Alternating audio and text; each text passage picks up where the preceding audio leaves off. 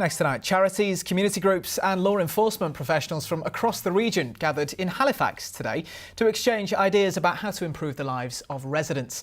The Police and Crime Commissioner's annual Third Sector Conference began 5 years ago as an effort to improve relations between police and organisations fighting on the front line of some of society's most pressing issues. The initiative has led an increasingly close working relationship between the groups, and with budget squeezes on both sides, it's meant resources can go where most needed. Joe Robinson has this report.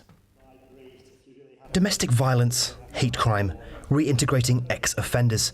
This afternoon, representatives tackling some of the most serious issues which plague our communities got their heads together alongside the region's police to brainstorm solutions. This annual meeting is the latest attempt to cement this vital relationship, one that has gotten increasingly close in recent years. So we set up an advisory group, so that's been going strong over the past 2 years.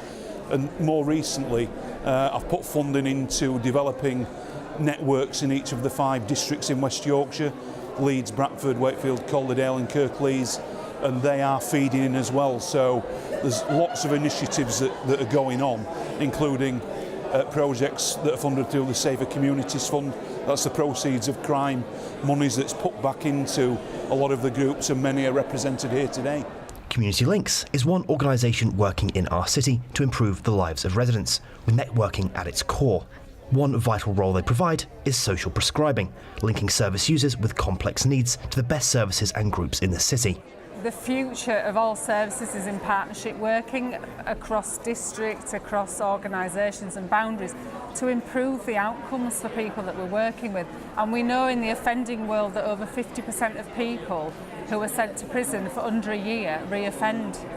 And that isn't a good statistic. We need to really work together in order to bring that down. This kind of approach has become increasingly necessary in the wake of austerity. With reduced budgets for both the police and charity groups, creative joined-up thinking has become essential. As money has sadly been shrinking from public sector budgets and also voluntary sector budgets, we're working out at ways of how we can work even smarter. So, for example, we've got organisations here from right the way across West Yorkshire, many of them who are supporting people in localities, in local communities, in a very similar way. There's probably lots and lots of pockets of really good practice out there. Let's find out about that and share that, and actually perhaps other organisations might want to piggyback on the back of somebody else's work. Or we could coordinate activity better, or perhaps we could reduce the duplication of effort that might be taking place in some places. So there's lots of opportunities, but one of the best things about conferences like these is the networking. The groups here have spent the afternoon workshopping a number of real-life scenarios the police must deal with on a day-to-day basis. If successful, the brainstorming in this Halifax conference centre will be felt on the streets of Leeds. On the air, I'm Joe Robinson.